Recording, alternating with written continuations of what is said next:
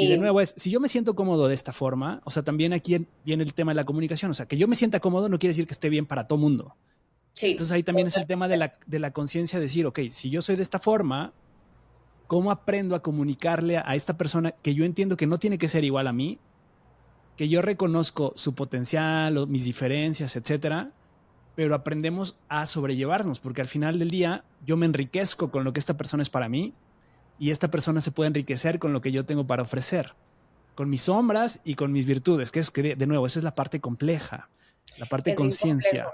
es bien complejo y a veces me llama mucho la atención que a veces sin generalizar de verdad, pero es algo que veo muy constante, es con los ingenieros. A veces Uf, les cuesta un montón porque todo lo ven como ABC, claro. ¿no? De que, a ver, pero ¿cómo? O sea, ¿cómo? Y yo, a ver, es que esto no funciona así, ni hay una fórmula. Y la verdad es que no hay una fórmula para nadie, ni siquiera para mí como psicóloga, ¿sabes? En el mundo real, pues ahí vas, ¿no? Entonces vas y es a ver cómo nos entendemos, cómo nos acomodamos y todo se da precisamente a través de la comunicación. Ahora creo que es importante que tampoco lo veamos como una exigencia el tener que comunicarnos siempre asertivamente. Al final del día somos humanos y las emociones también, pues las podemos sacar de otras formas saludables, normales, sin que necesariamente sean agresivas, como cuando pues te molestas y dices las cosas en el momento, ¿no? Sin agredir o sin ser violento. O cuando, por ejemplo, dices, vaya, te dejas llevar un poco más por las emociones, sin filtro, sin pensarlo tanto, que también está bien. El punto es que después, cuando bajen un poquito, pues bueno, a ver, ahora sí te hablo asertivamente, ¿no? Como que ya que lo haya procesado un poquito más y tal. Entonces, sí, es un tema complejo, pero pues aquí estamos para poderlo desmenuzar un poquito, ¿ok? Ah, Y y es creo que que, es importante, ajá, no, dime, dime. Bueno, no, más bien no, sí, hace rato fuera del aire platicábamos justo de esto, ¿no? Que yo te compartía que creo que también no sabemos identificar nuestras emociones, que yo aprendí ligeramente, porque no siento que todavía estoy como en ese nivel pro, pero, o sea, como que empecé a entender este tema de las emociones a mis 38 años. Entonces, o sea, seguramente hay personas ahí que hablamos de emociones todo el tiempo, o sea, porque lo vemos en todos lados ya, ¿no? Siente tus emociones, vívelas.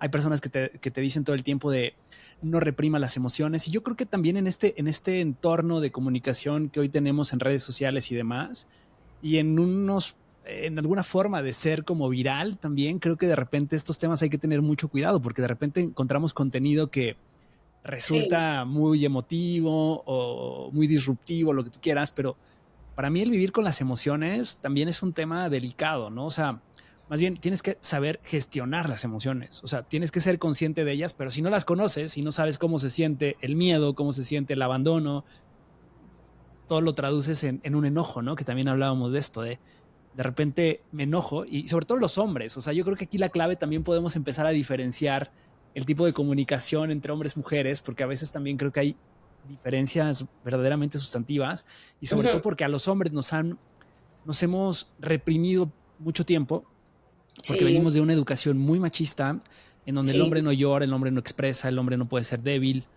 y pues eso evidentemente lo único que se traduce es que no sabemos identificar esas emociones. claro, claro. Muchas veces por un tema, por un tema cultural, a los hombres se les ha permitido que la única forma en que pueden expresar sus emociones es a través del enojo, ¿no?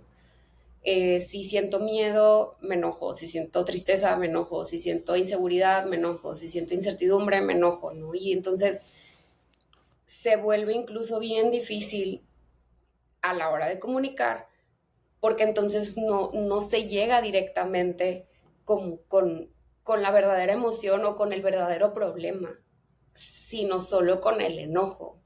Y está bien, se vale enojarse, pero el punto es que hay detrás de ese enojo, ¿no? te está molestando, o sea, es una molestia, es una falta, es algo que necesita repararse, es algo que te duele, es algo que hay que atender, ¿qué pasa? ¿No? Y mientras que esta persona no entra en contacto con la verdadera emoción de fondo, es difícil poderla también comunicar, ¿no? Y no es trabajo tampoco de la otra persona estarte adivinando qué sientes, ¿no? O estar siendo tu lector emocional por ti. Claro. Entonces, eso también definitivamente merma o limita la comunicación, pero quisiera hablarte un poco acerca de, ok, se habla de todo este tema de la comunicación y hay que comunicar y la comunicación, o sea, sí, ok, pero también es importante entender, ok, es la base de todo, pero o por qué, o sea, por qué es la base de todo, cuál es el punto de que, de comunicar, ¿no? Y hay 5 puntos que quisiera compartir. El primero es que si comunicamos, pues podemos fortalecer ese respeto entre las personas y podemos llegar a acuerdos. Ese es Ok. el primer punto. El segundo es que contribuye a una relación mucho más honesta, ¿ok? Porque si podemos comunicar, pues también podemos entender y sobre todo relacionarnos de una forma más genuina, más auténtica. El número 3 es que ayuda a prevenir malos entendidos, ¿ok? Después, entre es que tú dijiste, yo dije, yo pensé, tú hiciste y entonces yo pensé y tal.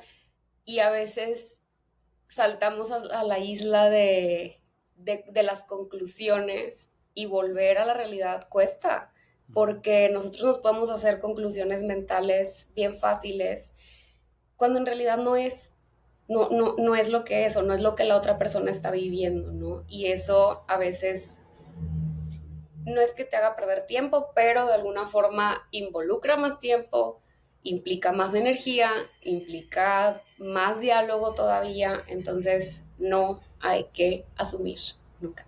Mm. El cuarto es que nutre la confianza también. Si hay un espacio seguro, abierto y honesto donde yo me puedo comunicar y tú me vas a escuchar, eso también fortalece la confianza entre las personas, llámese cualquier tipo de relación. Y por último, es que también si sabemos comunicar, nos permite recibir la ayuda adecuada, la ayuda que en realidad necesitamos. A veces cuando expresamos ciertas cosas o comunicamos, no sé si te ha pasado que luego das un consejo o le dices a la persona qué harías tú o cómo lo debería de hacer o cómo saltar a rescatar a esa persona, ¿no? O Ujú. en esa situación. Cuando en realidad muchas veces nada más quieres que te escuchen, nada más quieres hablar, nada más quieres desfogarlo, quieres vomitar verbalmente, ¿no? Y eso es todo. Entonces, si lo sabemos identificar, podemos justamente también recibir esa ayuda adecuada. O por ejemplo, oye, yo cada tantos días necesito estar sola o un día a la semana me gusta irme con mis amigas, ¿no? Y ya está. O cuando yo vengo muy cansada, me gustaría que me ayudaras a limpiar los trastes, ¿sabes? Como cosas más específicas que Sí. también puedan ayudar a recibir